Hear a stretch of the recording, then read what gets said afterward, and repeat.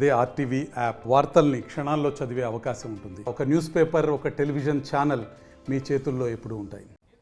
Kadapa mayor Suresh బాబుకు తాజాగా మరోమారు నోటీసులు అందజేశారు. ఏదైతే ప్రిన్సిపల్ సెక్రటరీ ముఖ్య కార్యదర్శి, మున్సిపల్ శాఖ ముఖ్య కార్యదర్శి నోటీసులు అందజేశారు. నిన్న ఆయన నోటీసులు అందుకున్నారు. 13వ తేదీ సాయంత్రం 3:30 గంటల ప్రాంతంలో ఆయన ఎదుట హాజరై సంజాషి ఇవ్వాలంటూ కూడా నోటీసులు జారీ చేసిన పరిస్థితి. మరోవైపు గతంలో ఏదైతే ఆయన కుమారుడికి సంబంధించినటువంటి అమరేష్ సంస్థ దాదాపు ఇక్కడ కడప కార్పొరేషన్ పరిధిలో రిజిస్ట్రేషన్ చేసుకోవడంతో పాటు అటు ఆయన సంబంధించినటువంటి టెండర్లలో పనులు దక్కించుకోవడం జరిగింది. దాదాపు 35 లక్షల రూపాయల మేర పనులు చేశారంటూ కూడా ఏదైతే మున్సిపల్ చట్టం ప్రకారం కార్పొరేషన్ సంబంధించినటువంటి పనుల్లో కావచ్చు, అదేవిధంగా కార్పొరేషన్ పరిధిలో లబ్ధి పొందకూడదన్నటువంటి చట్టం ఉన్న నేపథ్యంలో కూడా ఆయన ఆ చట్టాన్ని ఉల్లంఘించి తన కొడుకు ఎవరైతే బంధువులైనటువంటి ఎవరు కూడా పనులు చేపట్టకూడదన్నటువంటి నిబంధన ఉన్నప్పటికీ కూడా ఆయన కుమారుడు పనులు చేపట్టడంతో ఒక్కసారిగా నోటీసులు జారీ చేశారు విజిలెన్స్ అధికారులు.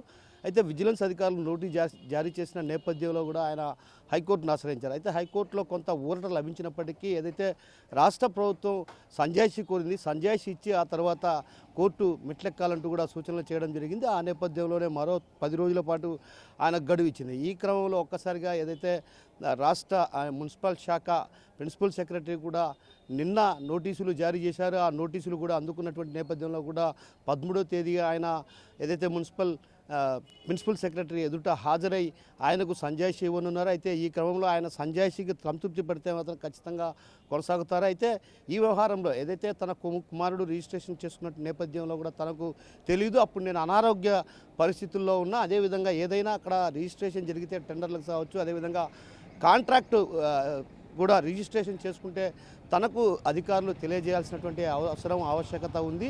అయితే తనకు తెలియకుండానే ఇదంతా జరిగిపోయిందంటూ కూడా ఆయన ఒకవైపు వాదనలు వినిపిస్తున్న పరిస్థితి. అయితే ఆ క్రమంలోనే ఆ పనుల నిర్వహణలో కూడా పనులు కూడా తాను సొంతంగా ఎక్కడా కేటాయించలేదు, టెండర్ల ద్వారా దక్కించుకున్నారు. టెండర్ల ద్వారా దక్కించుకున్న నేపథ్యంలోనే పనులు చేయడం జరిగింది. తాను ఎక్కడ కూడా అవినీతి అక్రమాలకు పాల్పడలేదన్నటువంటి విషయాన్ని కూడా గతంలో కూడా ఆయన స్పష్టం చేయడం జరిగింది. అయితే ఆ నేపథ్యంలో అయితే సాధారణంగా ఎవరైనా కుటుంబంలో కొడుకు చేసే పని తండ్రికి తెలియకుండా ఉంటుందా అంటూ కూడా విమర్శలు వ్యక్తమవుతున్న నేపథ్యం. ఆ నేపథ్యంలో తనకు అనారోగ్యం కారణంగా నేను ఆ విషయం తనకు తెలియదు, అయితే అధికారులు కూడా తనకు ఏ విషయం చెప్పలేదు.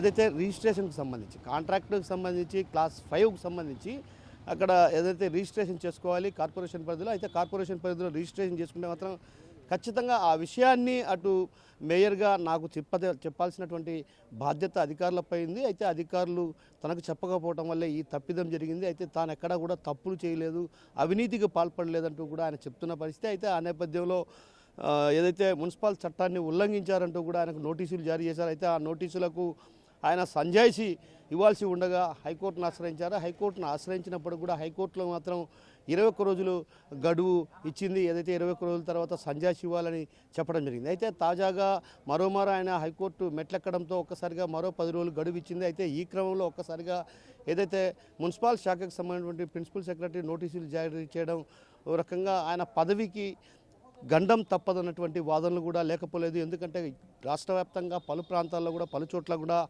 మేయర్ పదవి పీఠాన్ని కైవసం చేసుకున్నటువంటి పరిస్థితి. టీడీపీలో అత్యధిక స్థానాలు సాధించినప్పటికీ కూడా అక్కడ ఉన్నటువంటి వైసీపీ వారిని తమ వైపుకు తిప్పుకొని ఆ స్థానాల్లో కైవసం చేసుకున్న పరిస్థితి. ఆ నేపథ్యంలోనే కడప పీఠాన్ని కూడా కైవసం చేసుకోవాలన్నటువంటి ఉద్దేశంతో కేవలం కుర్చీ కోసం ఏదైతే తనకు కుర్చీ వేయలేదన్నటువంటి కారణంగానే ఈ వ్యవహారాన్ని బయటికి తీశారు. అయితే ఇందులో తన ప్రమేయం ఏమీ లేదు, తన ప్రమేయం లేకుండా జరిగిందంటూ కూడా ఆయన వాదనలు వినిపించే పరిస్థితి ఉంది.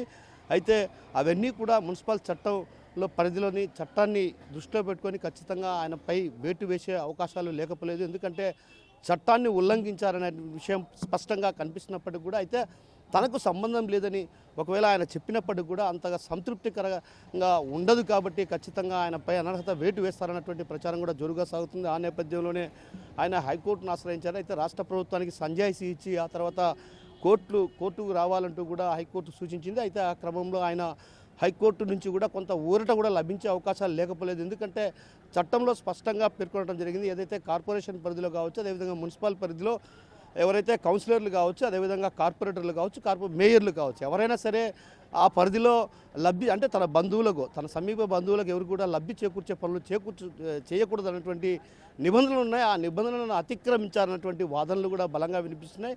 ఆయన ఒకవేళ తనకి ఈ వ్యవహారంలో ఎలాంటి సంబంధం లేదని చెప్పినప్పటికీ కూడా అటు చట్టంలో ఉన్నటువంటి నిబంధన ప్రకారం ఆయన ఉల్లంఘించినట్లుగానే భావిస్తారు. కాబట్టి ఖచ్చితంగా ఆయనపై వేటు తప్పదన్నటువంటి భావన కూడా అటు వినిపిస్తున్న పరిస్థితి. ఆ నేపథ్యంలో ఒక రకంగా మున్సిపల్ ప్రిన్సిపల్ సెక్రటరీ కూడా నోటీసులు జారీ చేశారు. 13వ తేదీ ఆయన ఇచ్చే ఏదైతే సంజాయిషీకి సంతృప్తికరంగా ఉంటే తిరిగి కొనసాగించే అవకాశాలు ఉన్నాయి, లేకపోతే సంతృప్తికరంగా లేదన్నటువంటి వాదనలే బలంగా వినిపిస్తుంది. ఎందుకంటే ఖచ్చితంగా స్పష్టంగా మేయర్ సురేష్ బాబు చట్టం ప్రకారం తీసుకుంటే మాత్రం ఆయన నిబంధనలను ఉల్లంఘించారనేటువంటిది స్పష్టంగా కనిపిస్తున్న నేపథ్యంలో ఖచ్చితంగా ఆయనపై వేటు పడే అవకాశాలు ఉన్నాయి. అయితే హైకోర్టును ఆశ్రయిస్తే మాత్రం హైకోర్టులో ఊరట లభిస్తుందా, లేదంటే చట్టం ప్రకారం ఖచ్చితంగా చర్యలు తీసుకోవచ్చు అన్నటువంటి భావన వ్యక్తం చేస్తే మాత్రం ఖచ్చితంగా ఆయన పదవికి రాజీనామా చేయక తప్పదన్నటువంటి వాదనలు కూడా బలంగా వినిపిస్తున్నాయి. కెమెరా పర్సన్ హరితో కిషోర్, RTV కడప నుంచి.